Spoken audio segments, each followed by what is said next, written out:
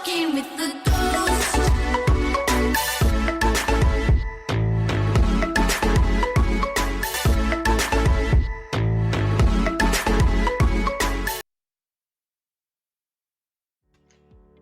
So Dante was a whisperer.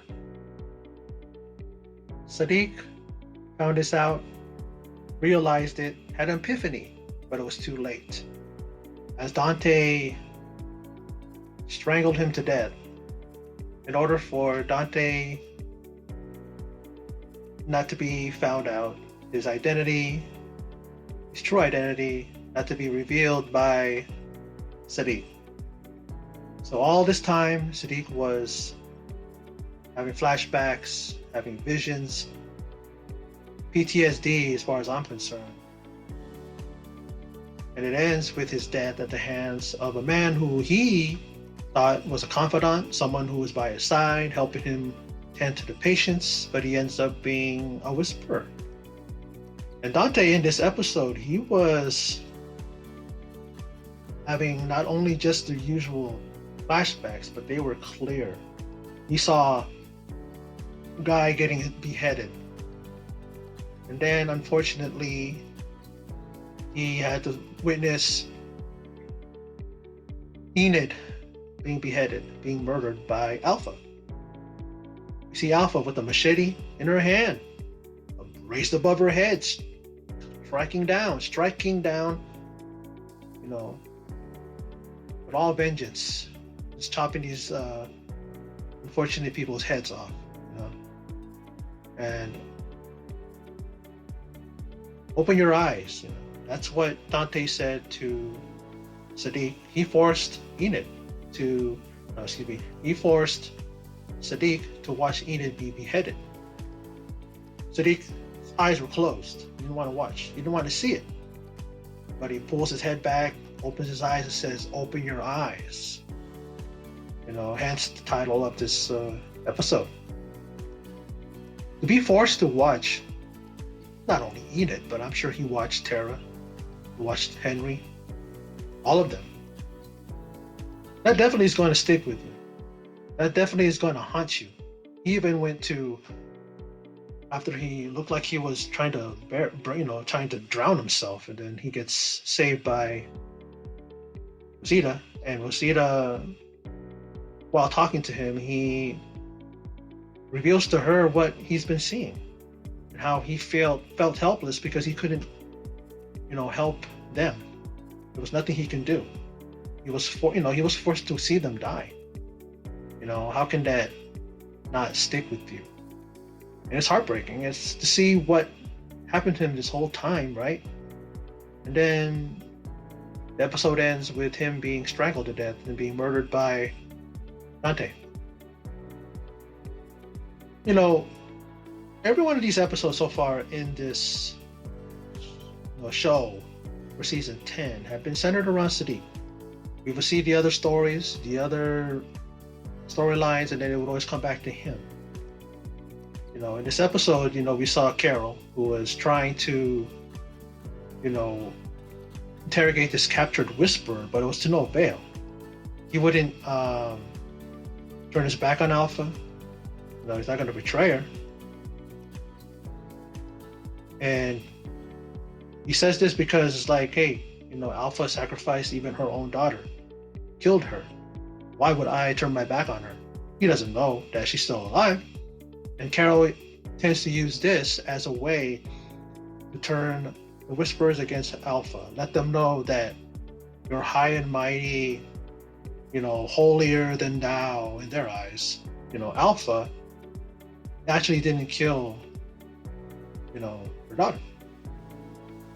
Now, speaking of Lydia, she been hanging out around with Carol a lot in this episode,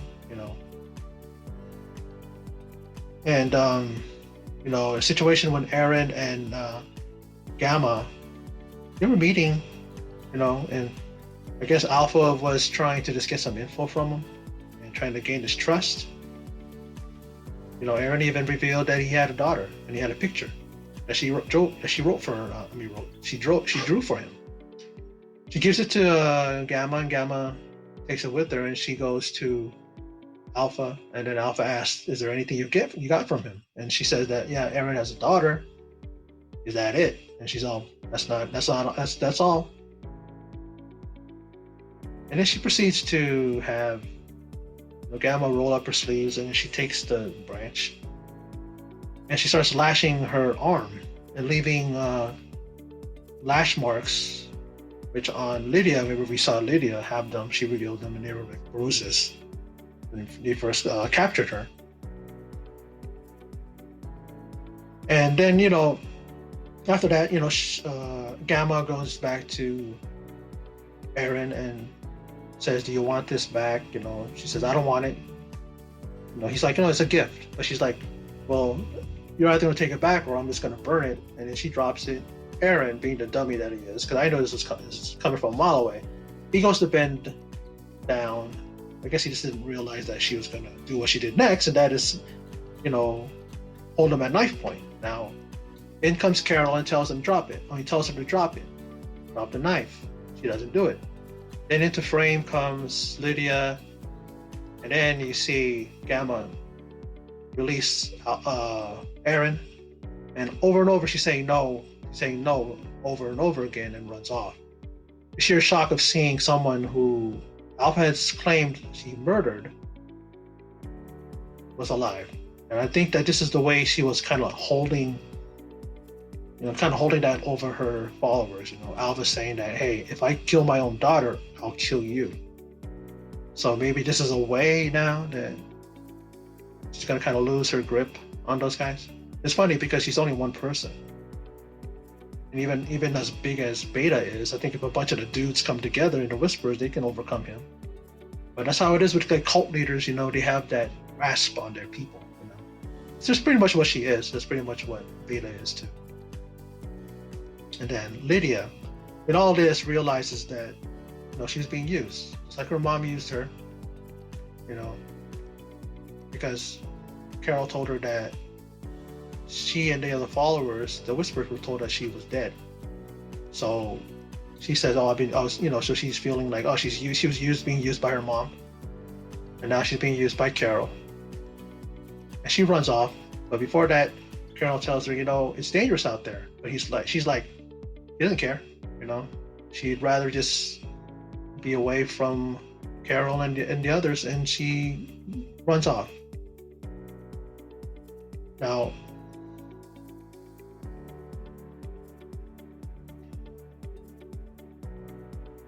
there were other things that happened in this episode,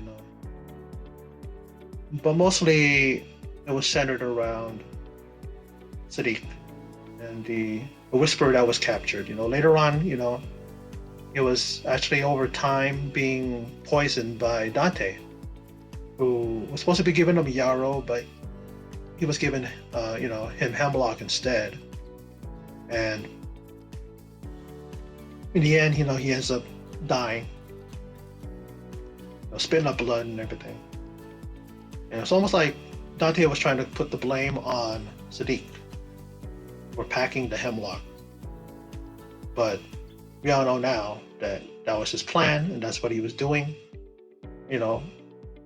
I guess in order to keep the Whisperer from saying anything, kind of doing a preemptive strike and just get rid of him. Could have been the orders of Alpha. He's probably meeting with Alpha, no. But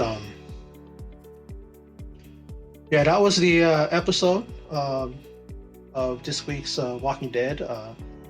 Episode 7, Open Your Eyes.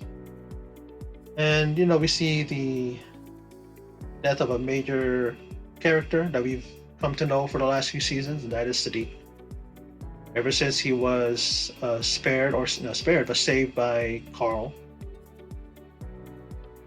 And sometimes we tend to forget that, right? That he was that character, and a character that a lot of people probably are happy to see die, because they know that when Carl saved Sadiq, Carl got bit. So, in essence, if he hadn't saved Sadiq, Carl would still be here. But, his death was an inevitability. I mean, what is that? It was inevitable that he was going to die. because of the comics and all that stuff. I mean, even though sometimes they will kind of tinker with how a person dies, a person does eventually die. Sometimes, they don't die right away. Sometimes, they're supposed to die early, but they're still in the show. And I believe that who was that one that was supposed to die already? Like Rosita. Like I think Rosita and Ezekiel were supposed to be the ones on the pike beheaded, and he kind of flipped it around and put other people in their place. So you don't know when, but it's an inevitability that these characters are gonna die. But anyway, that was my my thoughts on this episode. Good episode. I liked it. I enjoyed it. Unfortunately, we see the death of Sadiq. But let's see what happens next week. Looks interesting from the from the coming preview that they always show at the end of the episodes. So yeah, that's my my thoughts. And for those of you who stop by and watch this video, I appreciate it. In closing, and as always, take care.